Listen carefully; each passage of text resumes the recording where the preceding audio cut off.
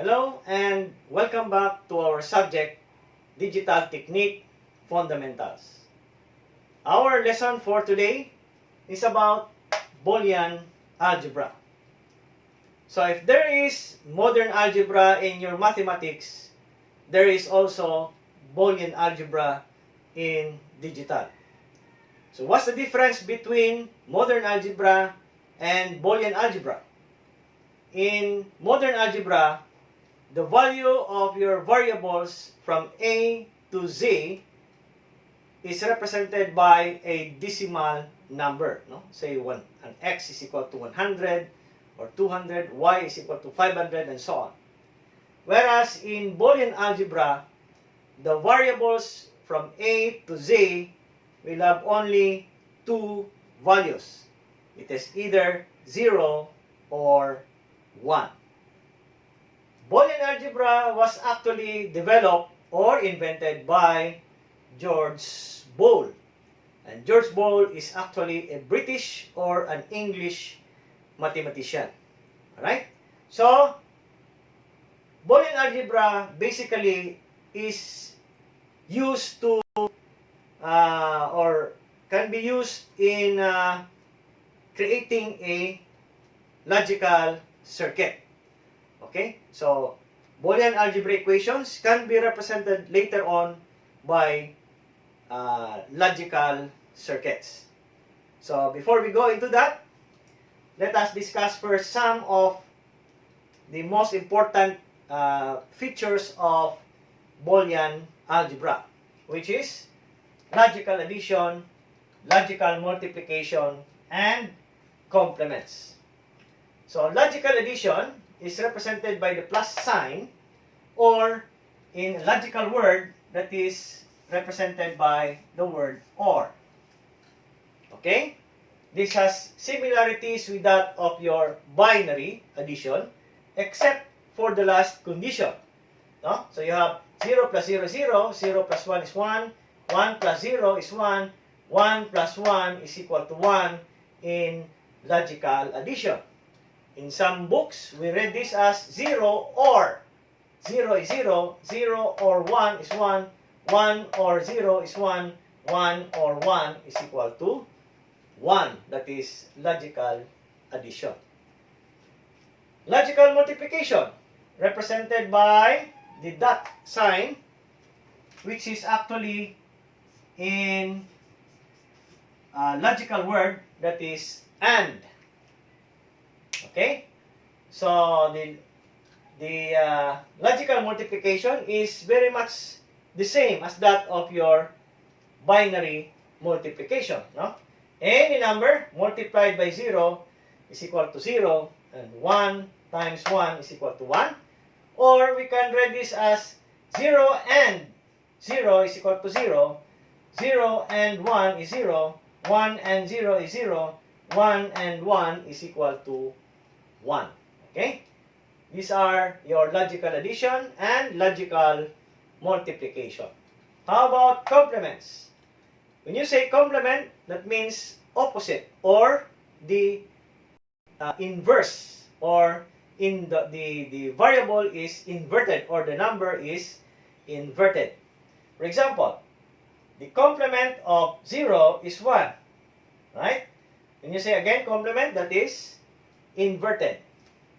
So the variable of 0 again is 1, and the complement of 0 is 1, and the complement of 1 is 0. Okay? Then we have here Boolean algebra rules. We will be using this one here to simplify equation so that logical circuits which represents a particular logical equation can also be simplified. So when you say simplified, the circuit will now be smaller, no? So dili siya compact, dili siya daghan kayo components, but it uses the small number of components, but it functions the same way as the original that we simplified. So again, Boolean algebra rules here are used to simplify equations. Now, I'm using here x, y, and z. Now, these variables here can also be changed into A, B, or C, or any variables from A to Z. Alright? So, what does Boolean Algebra rules number 1 says? It says 0 plus x is equal to x. So, in other words, any variable or variables added to 0 is equal to that variable or variables. Example, you have xy plus 0, the answer is xy. Or 0 plus xyz is equal to xyz. That is rule number 1. So again, any variable or variables added to 0 is equal to that variable or variables. That is rule number 1. Number 2, any variable or variables added to 1 is equal to 1. Okay? Again, any variable or variables added to 1 is equal to 1. For example, you have xy plus 1 is equal to 1. Or xyz plus 1 will still be equal to 1. How do we do that? We know that x, y, and z can have only a value of 0 or 1. Let's say, for example, x is 1, y is 0, and z is 1. No? So you have 1 times 0 times 1 plus 1. So you have 1 times 0 is 0. Diba? 1 times 0 is 0. And 0 times 1, 0 times 1 is equal to 0 plus 1. So 0 or 1 is equal to 1. Okay? So again, this means that any variable or variables added to 1, the answer is 1. So we can also use this method in rule number 1. Okay? We can also use it in rule number 3. So what does rule number 3 means? X plus x is equal to x. Meaning, a variable or variables added to the same variable or variables is equal to that variable or variables. Okay? So, for example, you have xy plus xy. The answer is xy. Okay? Variable or variables added to the same variable or variables is equal to that variable or variables. Alright? So that is rule number 3. X plus x is equal to x. Unlike in your modern algebra, that is equivalent to 2x. So there is no 2 in binary or in logical representation. So it has only a value of 0 or 1. No? So just replace this x here with any value, either 0 or 1. And then you will have the same result. Okay? Rule number 4. X plus x complement or x plus the complement of x is equal to 1. Right? This is only applicable for a single variable, not variables. This is only for single variables. Take note of that. Example, you have, let's prove this one, no? Let's prove this. You have x plus x complement is equal to 1. So if x is equal to 0, 0 plus 0 complement is equal to 1. 0 plus the complement of 0 here is 1, right? The opposite of 0 is 1. So 0 plus 1, logical addition, is equal to 1, and that is equal to 1 also. So the same, if x is equal to 1, 1 plus 1 complement is equal to 1. 1 plus 1 complement is 0, so 1 plus 0 will still be equal to 1. So any variable added to the complement of that variable is equal to 1. Again, that is only good for a single variable, or that can be applied only for a single variable. Rule number 5, 0 times x is equal to 0. So this means that any variable or variables multiplied by 0 is equal to 0. So, okay, I will underline the numbers here which can be used only for a single variable. Those rules here without an underline means that it can be used for a single variable or variables. But if it is underlined, that is only used for a single variable or can be used for a single variable. Then, rule number 6. 1 times x is equal to x. So again, any variable or variables multiplied by 1 is equal to that variable or variables. So 1 times xyz is equal to xyz. Then rule number 7, x times x is equal to x. Not x squared, but equal to x. So any variable or variables again multiplied to the same variable or variables is equal to that variable or variables. So x times x is equal to x. Or let's say xy times xy is equal to xy. xyz times xyz is equal to xyz. That is rule number 7. Okay? Rule number 8, x times x complement is equal to 0. Okay? So, what does this mean? Any variable or the complement or x multiplied to the complement of x is equal to 0.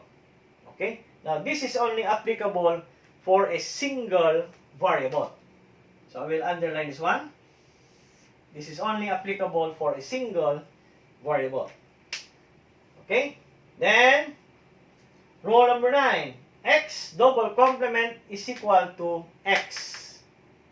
Because, for example, if x is equal to 1, so you have 1 double complement is equal to 1. The first complement of 1 is 0 complement. Okay? Muna nabilin, isang naka-complement is equal to 1.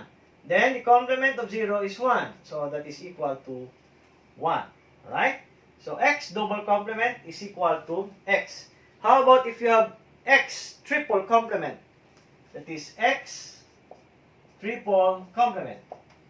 This one here is equivalent to x complement. So, if the number of complements are odd number of complements, then you have x complement as your final answer. If your complements here are even number of complements, then the variable, the result is the not complemented variable. Or in this case, for example, x.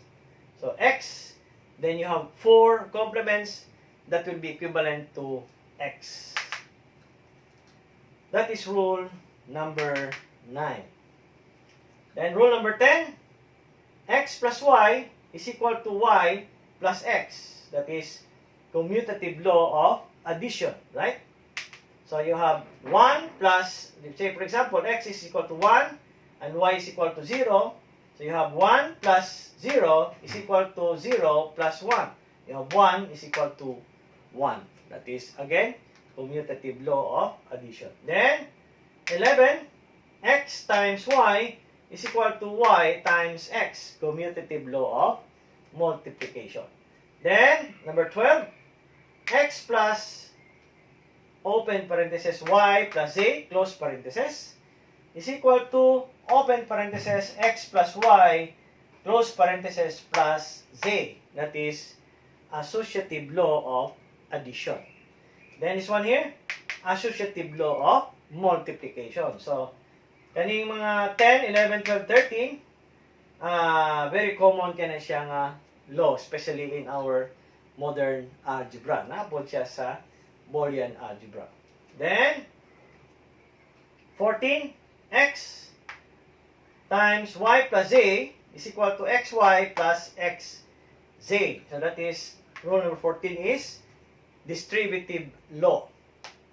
Okay? So opposite of distributive is factoring. You factor out the common x, so you have y plus z. Then number 15, x plus xz is equal to x. So again, this is only true for this particular example. No? So you have x plus xz is equal to x. So if we will use rule number 13, this one, 14, no? So you factor out the common value. That is rule 14, for example. So common here is x. So what is left is 1 plus z is equal to x. And what is this? That is rule number 2, right? So rule number 2, any variable or variables added to 1 is equal to that, or is equal to 1, no? 1 plus x is equal to 1. So 1 plus z is equal to 1. So x times 1 is equal to x. And that is rule number 6, right? Rule number 6. So you have x is equal to x. Okay? So this one here is what? Rule number 2.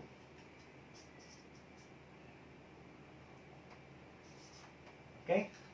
So that's how to prove the rules, no? Especially rule number 15. Then, rule number 16, x, open parenthesis, x plus y, close parenthesis, is equal to x plus y. This is x plus y. I believe, no? So let me see the rules. You have x plus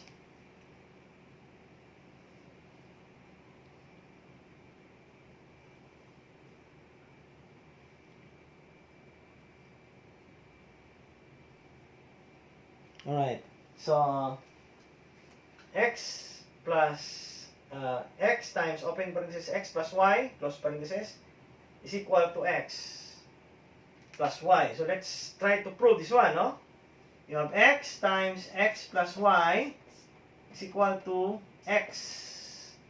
Okay, so the original equation was this one. So let us try to prove, no? So you distribute, rule number 14. Okay, so you have xx plus xy is equal to x. Then you have xx is equal to x plus xy is equal to x, right? Then you factor out, again, rule 14, x, so you have 1 plus y is equal to x. So this one here is 1. So you have x is equal to x. So that is rule number 2 again, no? So you have x, open parenthesis, x plus y is equal to x. Then, rule 17, x plus y multiplied by x plus z is equal to x plus y z. Alright? So, actually, we can prove this using our proven rules.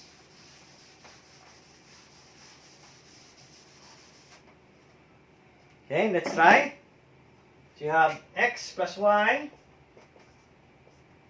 times x plus z is equal to x plus yz, no?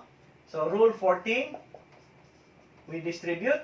So, you have xx plus xz plus xy plus yz is equal to x plus yz.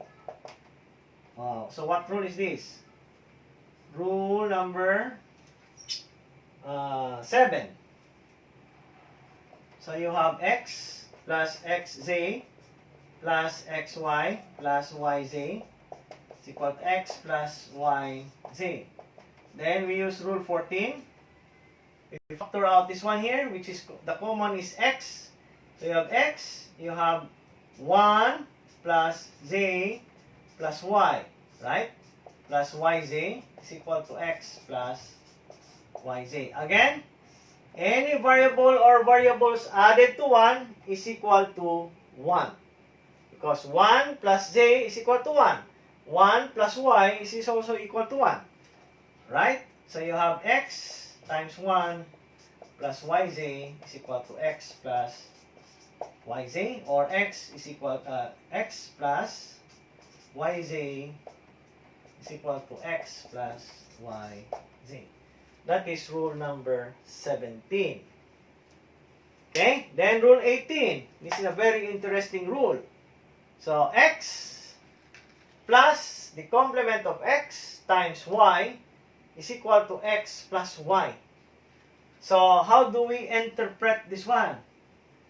If you notice that the complement x complement here, the complement of an x, which is a single variable, the complement of x in this case is x bar, which is being multiplied to another variable, okay, is eliminated. X complement here is eliminated. So what remains here is your x here and your y. The complement is removed.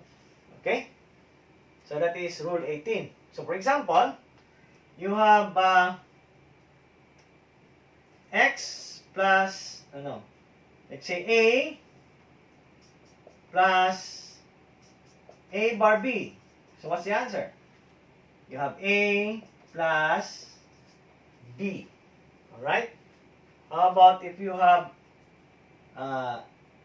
b plus b bar cd? Again, the complement, which is b bar, will be eliminated. So the answer will be b plus cd. How about if you have a bar plus ab? So what's the answer? So the single variable here is a bar, and the complement of a bar is a. So a bar plus b. So this one here will be eliminated. No? So you have to base your answer, or you have to base the remaining variables on the first or the single variable in that particular equation. In this particular case, a bar is a single variable, and a here is multiplied to another variable, which is b. So this one here will be removed from the equation. Alright? So that's how we interpret rule number 19. Then you have, 18. Then you have rule number 19. Rule number 19 says xy plus yz plus y bar z is equal to xy plus z. So how do we prove this? So we know that what is common here is z. So you have xy plus z. We factor out z. So what is left is y plus y bar is equal to xy plus z. Are they equal? So you know, what is this? Y plus y bar. So you have a variable added to the complement of that variable. Where is that? This one. Rule number 4 is equivalent to 1. So this is 1 here. So you have xy plus z times 1 is equal to xy plus z. Right? Any variable or variables multiplied by 1 is equal to that variable. So you have xy plus z is equal to xy plus z. So that's how we make use of our rules to simplify equations. So the next video, you will have an example.